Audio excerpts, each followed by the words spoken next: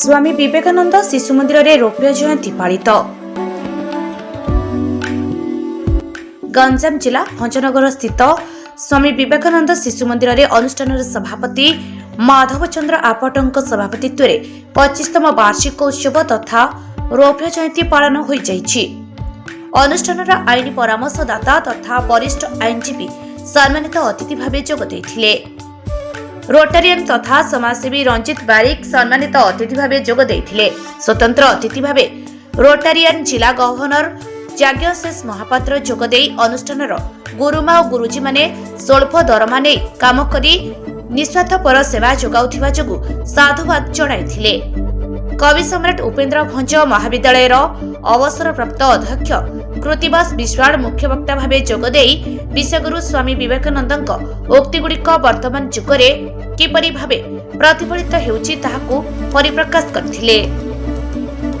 अंतर्जातीय कवि और लेखक डॉक्टर प्रसन्न कुमार दलाई मुख्य अतिथि भाव जोगदे शिशु मानक अंतर्निहित गुण प्रस्फुटित हेबा गुरुजी और गुरुमा मानक कर्तव्य बोली मत प्रकाश करथिले।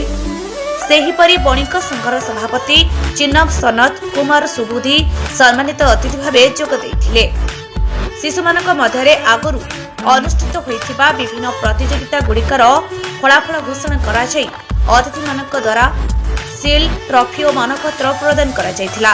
एही परिप्रेक्षी उपस्थित थिबा कवि सम्राट media club Gopabandhu charitable trust press club media club सदस्य मानकु अनुष्ठान संपादक उपढकन दे सम्मानित करथिले। अनुष्ठान उत्साहित छात्र छात्री मानक द्वारा सांस्कृतिक कार्यक्रम परिवेशन करा जायथिला। राजा अनिता रश्मिता और आशुतोष सांस्कृतिक कार्यक्रम परिचालन करथिले। अनुष्ठान संपादक सुषम कुमार बेहेरा स्वागत भाषण देथिबा बेले प्रधान आचार्य काशीनाथ साहू वार्षिक विवरणी पाठ करथिले।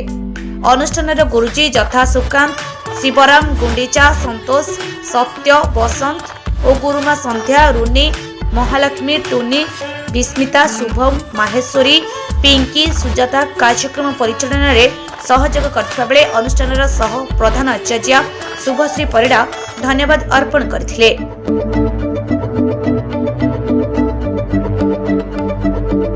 गंजामरू रंजित नायक सह वीडियो जर्नलिस्ट सुमन पात्रंक रिपोर्ट स्वतंत्र न्यूज।